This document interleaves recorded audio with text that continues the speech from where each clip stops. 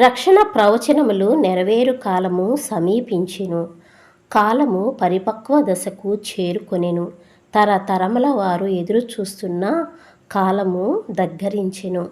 కారుణ్య దేవుని ఏర్పాటును పరిశీలించుదాము. ఇది ఎవ్వరూ ఊహింపని, ఎన్నడూ జరుగని గొప్ప శాంతి సమావేశము.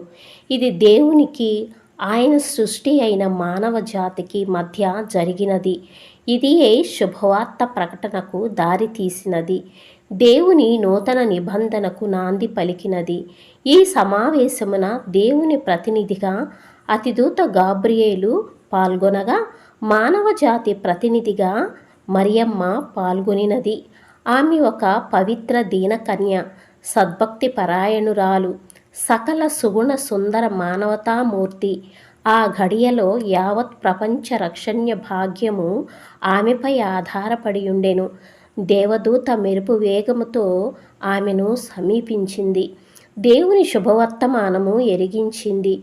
దేవుని మనుష్యావతార ప్రణాళికను వెల్లడించింది. మరియమ్మ సమ్మతికై ఎదురుచూచినే గాని బలవంతము ఒత్తిడి చేయలేదు. స్వీయేచ్ఛ ఆ క్షణము సకల జనుల రక్షణ్య పరాకాష్ఠ సన్నివేశము సందిగ్ధమున ఊగిసలాడింది. మానవ సంపూర్ణ విమోచన దేవుని ధ్యేయము కాగా, దానిని సఫలము చేసుకొను కర్తవ్యము మనిషిపై ఆధారపడినది. అమూల్యమైన గొప్ప రక్షణ వరమును దేవుడు మనిషి ముందు ఉంచెను.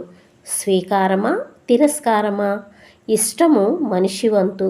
తరతరముల నుండి, యుగ యుగముల నుండి నిరీక్షించుచుండిన పరమోన్నత ఘడియ దగ్గరించెను. కొద్దిసేపు సంభాషణ, పిమ్మట మౌనము. కాలము స్తంభించినట్లు ఉండెను. ఆ కన్య వెంటనే అంగీకరించలేదు.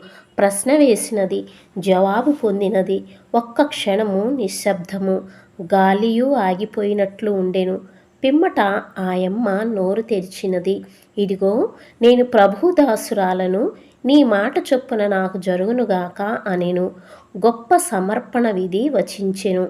సృష్టి పులకించెను. ఆ బంగారు పలుకులే దేవుడిని దివి నుండి భూమికి దిగి వచ్చినట్లు చేసినవి. దేవుడు మానవుడు మధ్య శాంతి సంధి ఆమోదముద్ర పొంది ముగింపైనది. మరియమ్మ సమ్మతి త్యాగము వల్లనే మానవ విమోచన సాధ్యపడినదని ఎందరూ అంగీకరించుచున్నారు. మరియమ్మ మన కొరకు దూత తెచ్చిన శుభవర్తమానము ఒప్పుకొనినది. ఆ ఒప్పుదలలోని గంభీరత మానవ మేధస్సుకు అందదు.